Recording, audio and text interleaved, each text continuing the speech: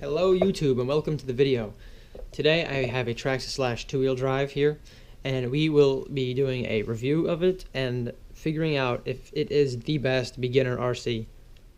So starting off, this is one of the cheaper, simpler versions at the time, as Traxxas recently came out with lots of different versions, being whether they're brushless or just have special features in them individually, not personally. And this one is just a two-wheel drive brushed with ID connectors, and that is basically the cheapest one you'll get right now, and that is about $200 to $230. It is the Chad Horde Edition body with Boss snowplows, and the body is held up pretty good. The inside scuffed a little bit. That black spot, yeah, that's from the Nerf bar rubbing the body. Chips the paint off the inside. Well, more like rubs it off, doesn't really chip. The body's pretty strong.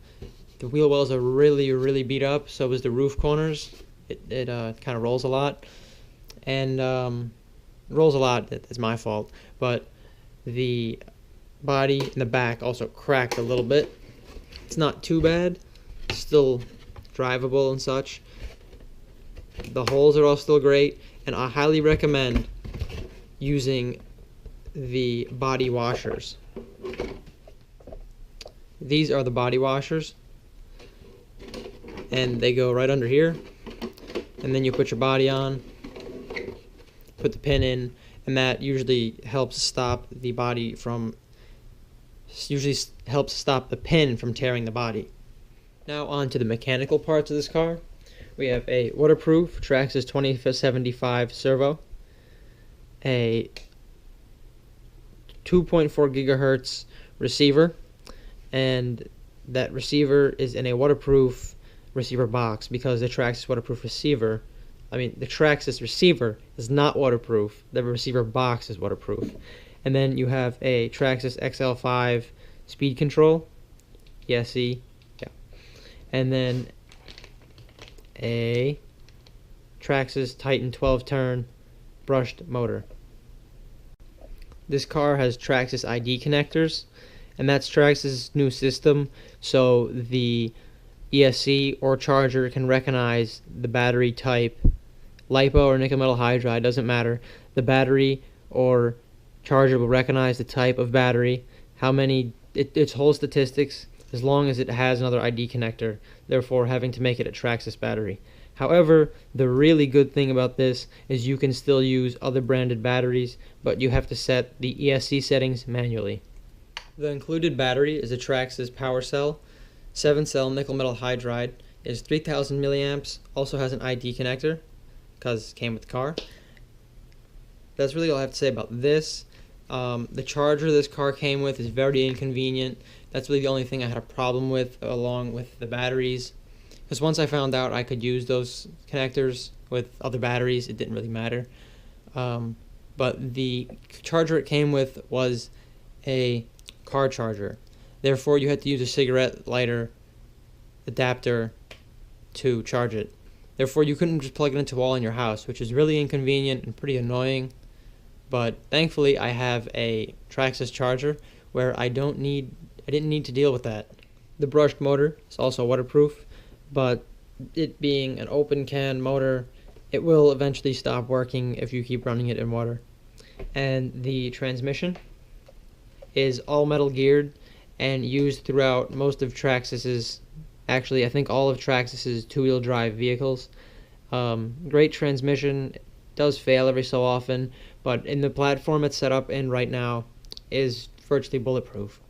The gearbox, the gear cover, has a piece of rubber that you can remove and use the included T-wrench. It does include tools. The included T-wrench to adjust the slipper clutch without having to take off the gear cover. It has regular Traxxas plastic bodied shocks with progressive rate springs, and the progressive rate spring, as you see, the spaces between each coil is different length, and that is what makes it progressive. The closer ones are softer, and then once you make it to the middle, it's stiffer. So the middle is stiffer and the bottoms are softer.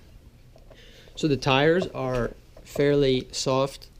However, the tread is not that great. If you do a lot of pavement driving, they will be gone in no time. As you see here, my tread is absolutely gone. That is only from driving it on the street for 2 weeks. And the tread is totally gone. These are the rears. I switched them. Now the rear has the treads. And it's still got a little left, but they're pretty worn down too.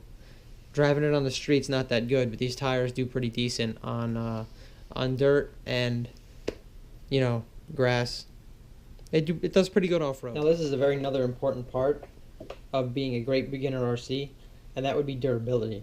And this car is insanely durable. I really put it through its paces. I killed the motor on a really stupid reason. Was driving it through quite a bit of water, so I did burn out a motor. User error, however. The servo, I was just absolutely driving it into the ground, so the servo broke completely internally.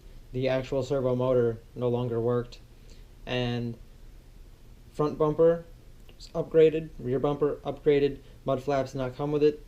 They are part of the rear bumper. The bumpers did not break, however. Nerf bars did not break. Those are also upgraded. Skid plates did not break. Those are underneath, also upgraded. Did not break. That's what I meant. They also did not break. And as for anything else that broke, another great thing about this car is if it breaks a certain way, you can get right back up and keep going, because right here inside I have a broken hub carrier. I had the screw in the bottom setting, and all I did was take it out, put it in the upper setting, and I was ready to keep driving again, because the way it broke did not mess it up as in terms of not being able to drive it anymore. This is the original front bumper, and it sits on top of the chassis as well as underneath the chassis. This one only sits under the chassis. They both work equally well.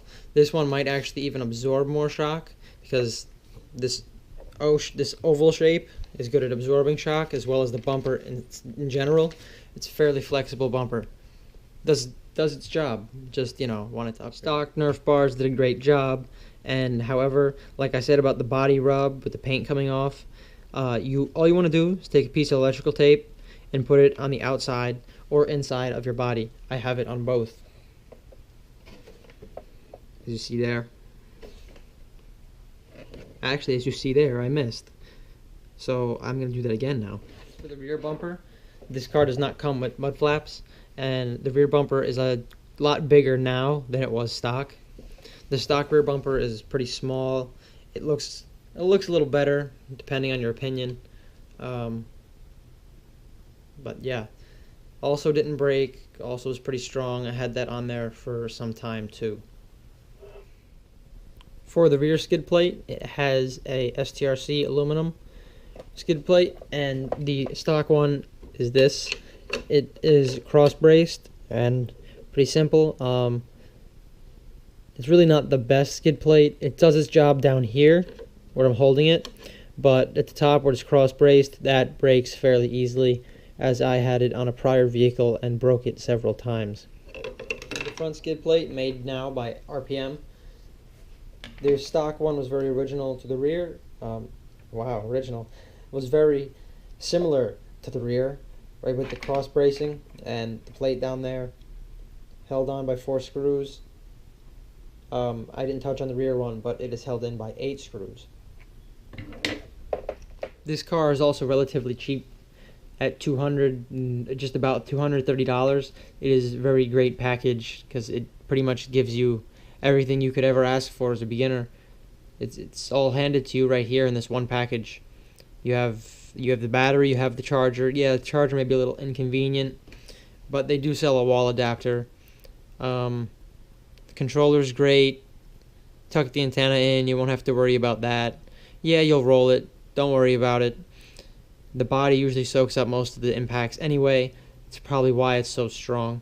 But there's really nothing more you could ask for in a RC that you're not looking to seriously do any competition with. It's not a great race car. That's why it's the best beginner car. Because if you really wanted to, you could make it a race car.